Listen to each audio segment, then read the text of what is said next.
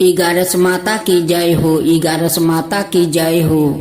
एक सुबुकपुर नाम का एक गांव था। उस गांव में एक मोना नाम की औरत रहा करती। उस औरत का एक ही बेटी थी, लेकिन उनकी पति नहीं थे। वो विधवा थी। अपना बेटी के लिए ना जाने वो कितना देवी देवताओं को चौखट पर जाकर नाक रगड़ी, तब जाकर उनकी बेटी एक हुई। अपना बेटी के नाक रगड़ी नाम राखी।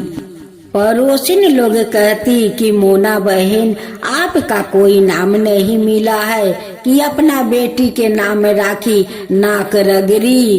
वो क्या धरती में नाक रगड़ते हुए पैदा हुई है? मोना पड़ोसिन से कहती है कि मैं क्या करूं, मेरा तो कोई संतान नहीं हो रहे थे। उसके लिए मैं ना जाने कितना देवी देवताओं को चौखट पर जाकर मैं अपना नाक रगड़ी है। उसका बाद में मेरा एक बेटी हुई, उस लिए मैं नाक रगड़ी नाम उसकी राख दिया। नाक रगड़ी ग्यारस माता का परम भक्त थी। वो ग्यारस माता का बहुत श्रद्धा भक्ति से वो पूजा किया करती।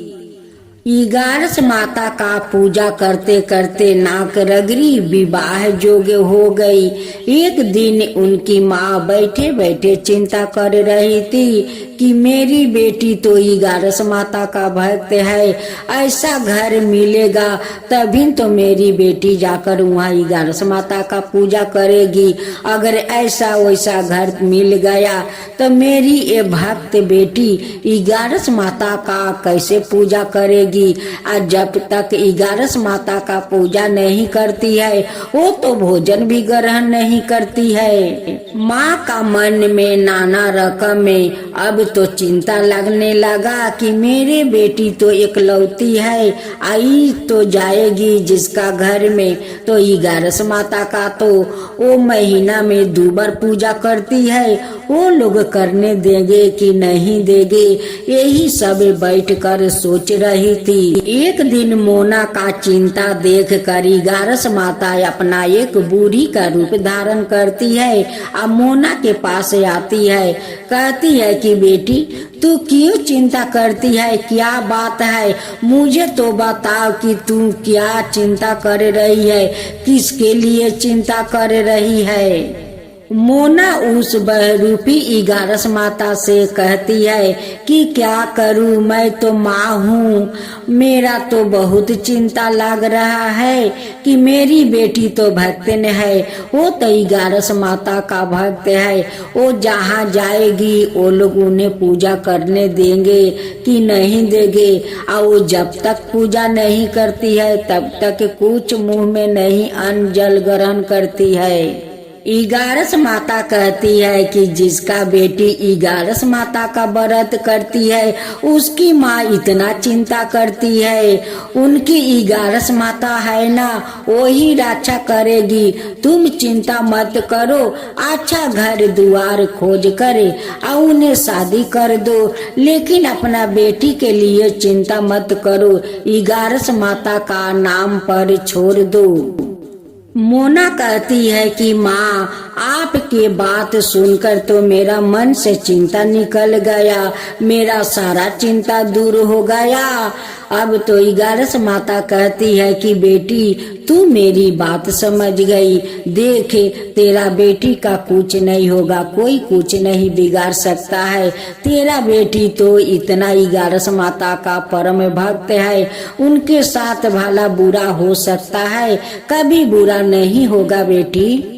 अब तो मोना उस बूढ़ी माई का बात सुनकर अच्छा घर दुआर ढूंढती है और अपना बेटी को बड़े धाम धूम से शादी कर देती है। बेटी अपना ससुराल चली जाती है। नाक रगड़ी माहे का दोनों पक्ष का व्रत करने लगी। कृष्ण पक्ष के भी करती, शुक्ल पक्ष के भी ग्यारस माता का व्रत करती। करते करते कुछ दिन बीत गए।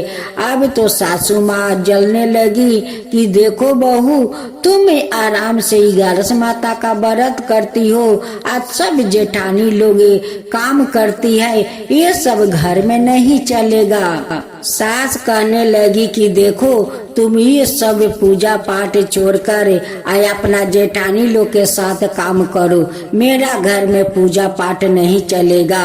आज तक देखो मेरे दोनों बड़ी बहू पूजा पाठ नहीं करती है, घर के काम संभालती है, तुम पूजा पाठ छोड़ दो, ये दोनों के साथ मिलकर तुम भी घर संभालो आ काम करो, साथ साथ पूजा पाठ मत करो। जब नाक रगरी का पति बाहर से आता, अब तो सासू माँ कान भरती, भाभी लोग कान भरती कि देखो तुम्हारा पत्नी सारा दिन काम नहीं करती है, वो सारा दिन सोए रहती है लेकिन काम नहीं करती है, वो कहीं का महारानी है कि वो सारा दिन अपना बिस्तर पर पड़ी रहती है, हम लोग उन्हें खाना बना कर देती हूँ तो खा लेती है, ये सब नहीं चलेगा। जेठानी लोग अपना देवर से झूठ साचे वो झगड़ा लगा देती है।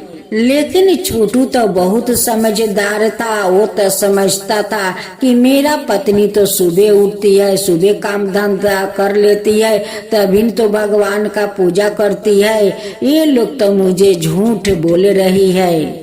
लेकिन नाक रगरी अपना सासू माँ से बहुत प्यार करती, कभी अपना सासू माँ के एक बात का उत्तर नहीं दिया। जब दूसरा एकादशी व्रत आने वाला था, तब दोनों बड़ी बहू अपना सासू माँ के पूरा कान भर देती है, पूरा झगड़ा लगा देती है कि देखिए देवरानी कोई काम नहीं कर रही है, वो सारा दिन पूजा कर रही है। इतना कान भरी कि सासू माँ गुस्सा हो गई नाक रगरी पर। जब छोटी देवरानी 11 माता का उपास करती है, वो 11 माता को सजा रही थी, तभी ने उनकी सासू माँ आती है, 11 माता को उठाकर फेंक देती है। उसी समय नाक रगरी का पति आकर देख लेते हैं, तभी गुस्से में कह देते हैं कि माँ तुम गधई हो कि तुम 11 माता को फेंक रही हो। अब तो छोटू का मुंह से गदही नाम निकल गया और उनकी माँ उसी समय गदही बन गई। अब तो ये हालत देख कर दोनों जेठानी कहने लगी कि ये दोनों कोई जादूगर है, ये दोनों जादूगर है, जादू सीखता है, देखो अपना माँ को गदही बना दिया, ये जादूगर है, कहीं न कहीं जादू दोनों सीखता है। अपना माँ को गदही बोला और उनकी माँ गदही बन गई। वो तो 11 माता का प्रकोप था कि 11 माता को फेंकी, 11 माता को तो गुस्सा आ गई, उसी लिए उनकी शरीर के अंदर प्रवेश किया और उनकी मुंह से निकले हुए गदही उनकी माँ गदही बन गई। अब तो छोटू कहने लगा कि माँ जो भगवान को फेंक रही थी मुझे सहन नहीं हुआ, माँ के गुस्से में मैं गदही बोल दिया और माँ गदही बन गई, मैं कोई जादूगर नहीं हूँ भाभी।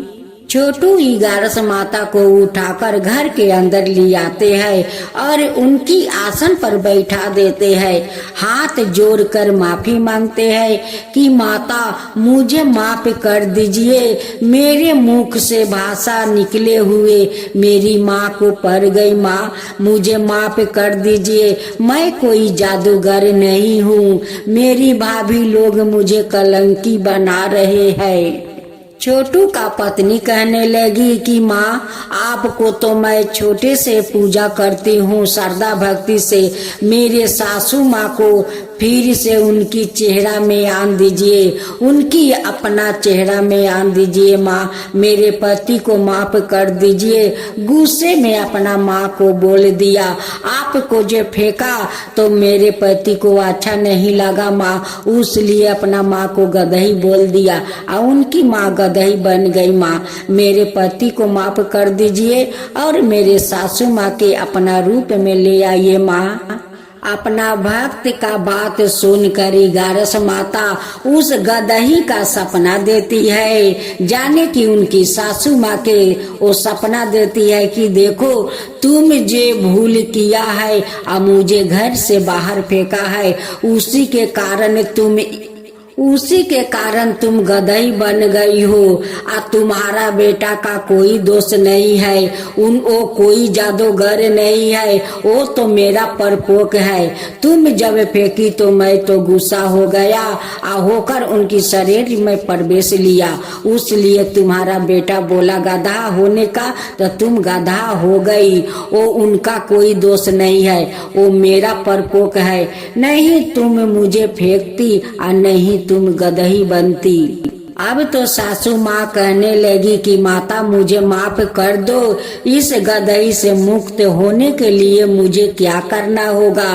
तब 11 माँ बताती है कि तुम्हें 11 व्रत करना होगा और 12वां में उद्यापन करना होगा, तभी तुम इस गदही से मुक्ति हो सकती हो। अब तो सासू माँ 11 माता का व्रत शुरू कर दिया। अब पूरा 11 माता का व्रत किया और 12वां में उद्यापन किया, तब जाकर 11 माता उन्हें गदही से मुक्त कर दिया। अब तो सासू माँ 11 माता का व्रत करने लगी और दोनों बड़ी बहू से व्रत करवाने लगी। तब से दोनों बहू और सासू माँ भी छोटी बहू के साथ साथ सभी 11 माता का व्रत करने लगा। तब सासू माँ कहती है कि हे 11 माता, आप धन्य है माँ, आप धन्य है। मैं तो मूर्ख हूँ कि आपको पहचान नहीं पाया और आपको घर से फेंकना चाहा, लेकिन मेरी छोटी बहू तो बहुत धर्मी है, बहुत सत्य पर है कि वो आपका श्रद्धा भक्ति से पूजा करती है माँ। अब हम लोग मिलकर आपको श्रद्धा भक्ति से पूजा करेंगे माँ। अब तो 11 माता उन सभी को श्रद्धा भक्ति देखकर उन पर प्रसन्न हो गई और उनके घर में अन्न धान पूरा भर दिया। अब तो वो लोग का घर में कुछ का भी दुख नहीं रहा। अब तो वो लोग श्रद्धा भक्ति से छोटी बहू के साथ मिलकर 11 माता का व्रत करने लगी और ये अपना सभी बहू से कहती है कि सभी मिलकर बोलो 11 माता की जय।